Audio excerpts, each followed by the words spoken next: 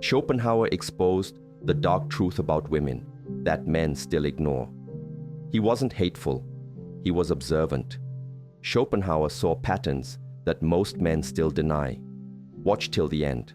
It's not about women, it's about self-awareness. Blind will. We speak of love as a choice, a conscious decision, a meeting of two souls.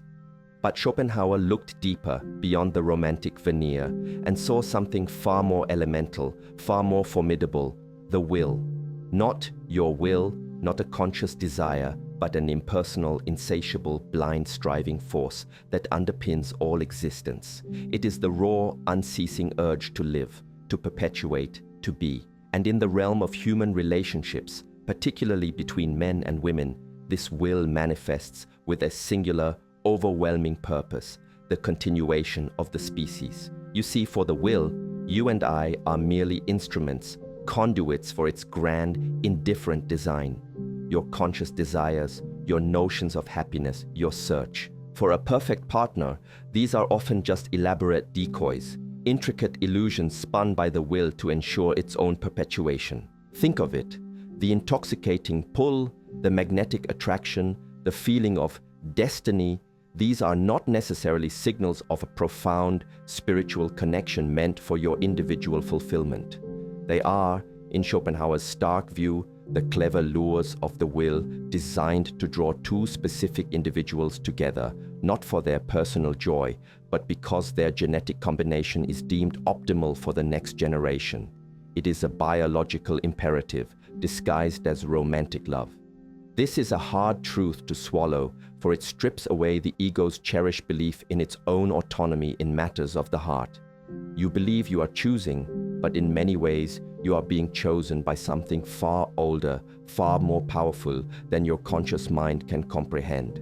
This isn't to diminish genuine connection, but to reveal the powerful undercurrents that shape it. This blind will, this unconscious drive, affects men and women differently because their roles in the propagation of the species are distinct. For women, historically and biologically, the stakes are higher, the investment greater. The female body is the vessel for gestation, the primary caregiver for a prolonged period. This biological reality, Schopenhauer observed, molds certain behavioral traits, certain priorities that are fundamentally geared towards securing the best possible conditions for offspring. It shapes what is sought, what is valued, what is instinctively desired in a partner, often unconsciously. It's a force so potent, so ingrained, that it often operates beneath the surface of conscious thought, driving decisions, shaping perceptions, and dictating actions that, on the surface, might seem purely personal or emotional. The primal purpose. When you observe the dynamics between men and women, strip away the cultural conditioning, the societal expectations, the modern dating rituals, and what do you see? A relentless, often unacknowledged pursuit of optimal conditions for survival and propagation. For women, Schopenhauer argued, this primal purpose manifests as a deep, instinctual drive to secure a partner who embodies strength, stability, and the ability to provide resources for offspring. This isn't about greed, it's about the survival of the lineage. It's an evolutionary strategy honed over millennia to ensure the viability and success of the next generation. This isn't a moral judgment, it's an observation of a fundamental biological imperative. Consider the allure of status, power, security. Men often chase these things for their own sense of accomplishment, but also, whether consciously or not, because they are signals of desirability, markers of genetic fitness and resourcefulness. For women, these qualities can unconsciously translate into the promise of a stable environment for children, protection, and a higher chance of survival. This is the dark truth Schopenhauer spoke of, that the beautiful illusion of romantic love often serves a far more utilitarian biological function. The passionate declarations, the intense emotional bonds, these are often the mind's clever rationalizations for a deeper, more primitive drive. This isn't to say that genuine love and emotional connection don't exist, but rather that they often arise within or alongside this powerful, underlying current of biological purpose. To ignore this current is to misunderstand a significant part of human behavior. You might find yourself perpetually confused by choices that seem illogical from a purely emotional perspective, but make perfect sense when viewed through the lens of primal purpose. When a woman seems to prioritize stability over intense passion, or security over fleeting excitement, Schopenhauer would argue she is simply obeying the ancient whisper of the will, a whisper that urges her to seek the most favorable conditions for her potential progeny. It is a profound, albeit uncomfortable insight into the machinery of desire. For shifting views, the modern world, with its emphasis on equality, individual choice, and fluid identities, often struggles with such stark, biologically deterministic views. Yet, Schopenhauer's observations, however uncomfortable, offer a different lens through which to examine our anxieties, our frustrations, and our persistent struggles in relationships. We are taught to expect complete emotional reciprocity, an unblemished ideal of partnership. But what if our expectations are fundamentally misaligned with these deeper, unconscious drives? What if men, in particular, are perpetually ignoring the signals, misinterpreting the desires, because they refuse to acknowledge the deep evolutionary currents at play? This isn't about blaming women for their inherent nature. It's about men understanding their own place within this ancient dance. It's about recognizing that the dark truth is not a condemnation, but an invitation to greater awareness. When you understand that certain desires and priorities are deeply rooted in primal purpose, you can approach relationships with less naivety, less disillusionment, and more wisdom. You can discern between the conscious aspirations and the unconscious drives. You can learn to navigate the currents rather than being swept away by them. This understanding grants you a profound power, the power of clarity. The societal pressures on both men and women continue to evolve, yet the biological substratum remains. We might strive for perfect equality, for purely intellectual or emotional bonds, but the ancient blueprint of the will still subtly guides the compass of attraction and connection. To ignore this, to pretend it doesn't exist, is to operate with one eye closed. It leaves you vulnerable to manipulation, to perpetual frustration, and to a deep sense of unmet expectations. Schopenhauer challenges you to open both eyes, to see the world, and indeed women, not through a veil of romantic idealism, but with the clear, unblinking gaze of a philosopher, observing the raw, unvarnished truth of existence. This clarity is not cynical, it is liberating. In Beyond Illusion, true freedom begins when you see through the illusions. Schopenhauer believed that suffering arises from the relentless, insatiable cravings of the will. We are perpetually chasing after objects of desire, wealth, status, love, believing that their attainment will bring lasting happiness.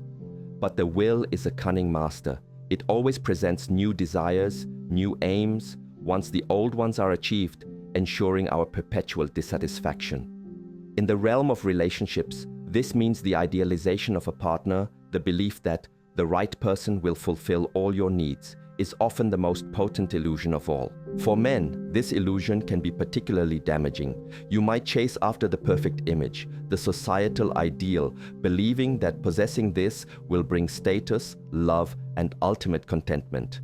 But Schopenhauer would argue that this chase is merely the will's bait. The moment you catch it, the moment the relationship stabilizes, the initial intoxication often fades, replaced by new desires, new anxieties, new forms of suffering. This is not because the partner is inherently flawed, but because the will itself is insatiable. It cannot be satisfied by any external object. Its nature is to constantly strive. To move beyond this illusion, you must cultivate a deeper understanding of your own internal landscape. You must recognize that the intense longing you feel for another is often a manifestation of the will within you, driving you towards its primal aims. It is not necessarily a reflection of a profound, unique connection to that specific individual. This recognition is not easy.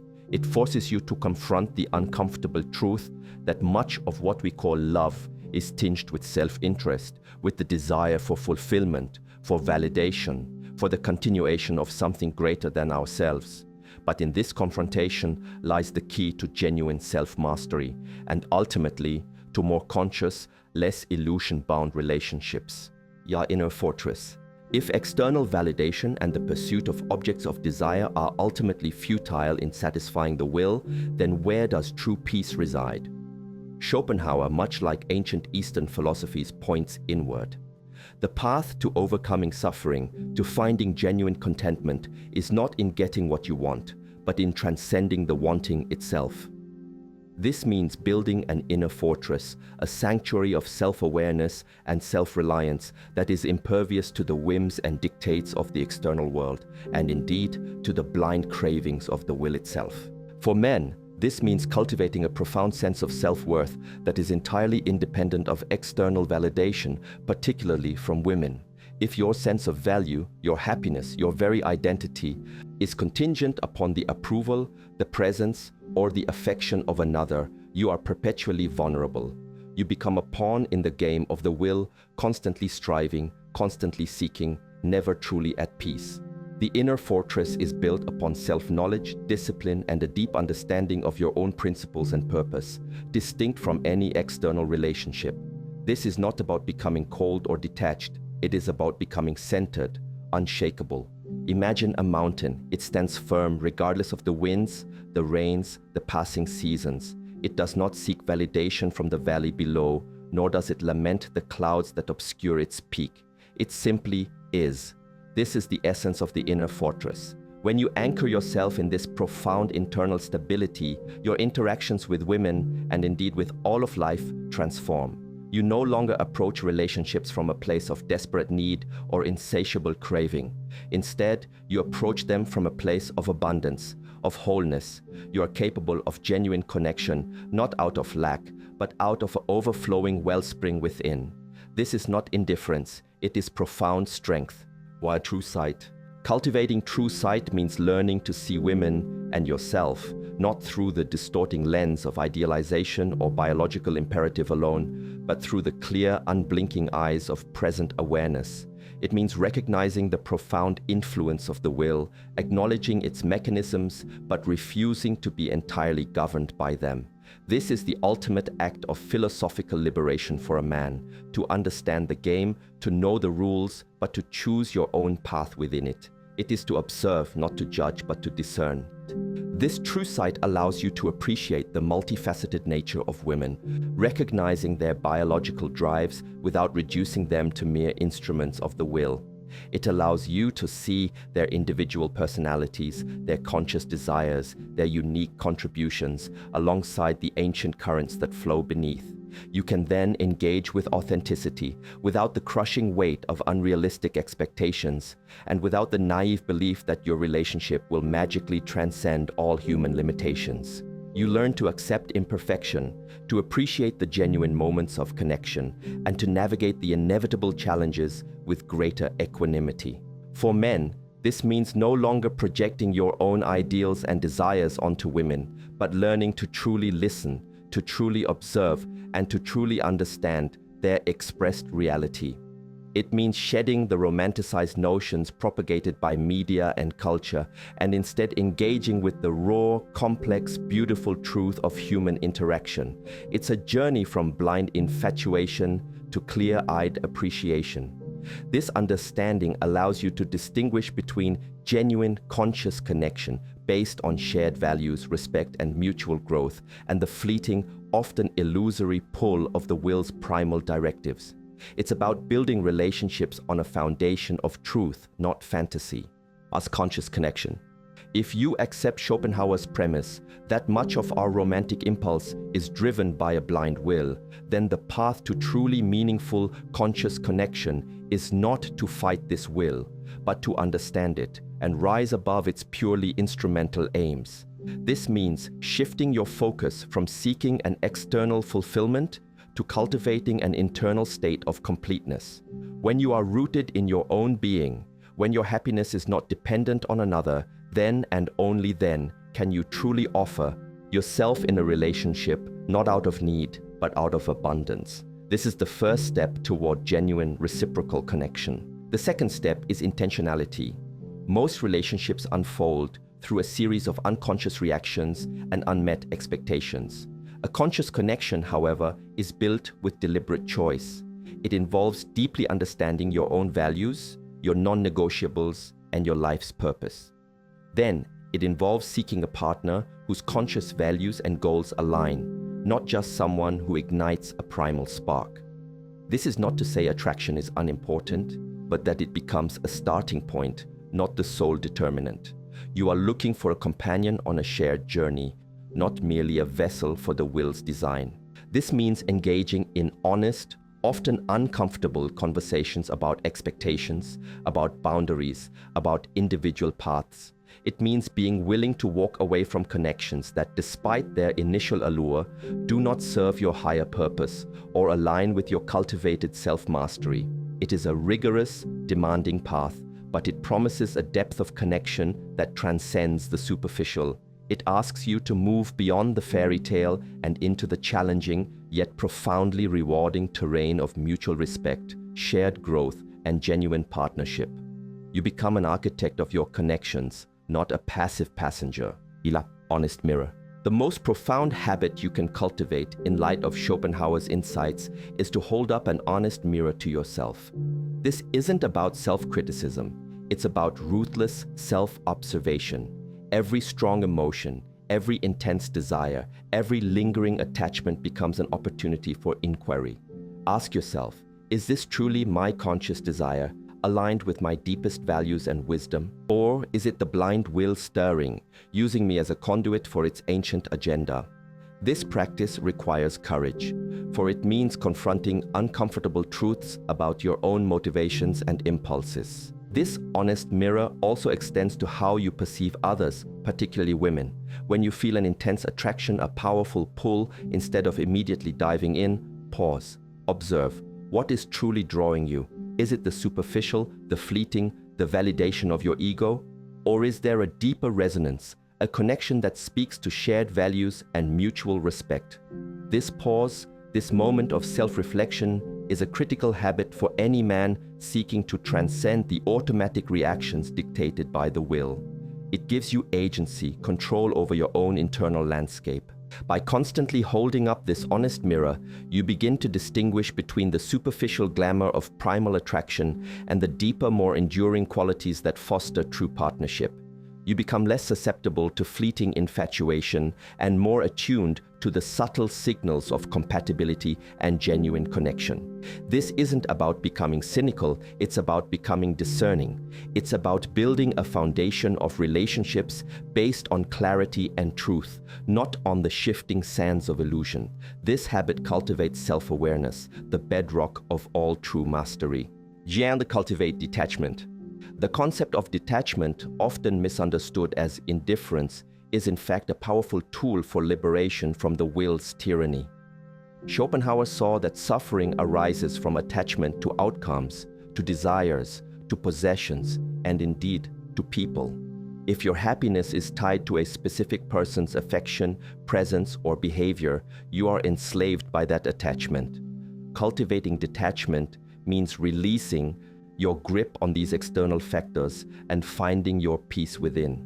This does not mean you stop caring. It means you care without clinging. For men, this means letting go of the desperate need for a woman's approval, validation, or presence to complete yourself. It means understanding that while connection is vital, your intrinsic worth is not dependent on it.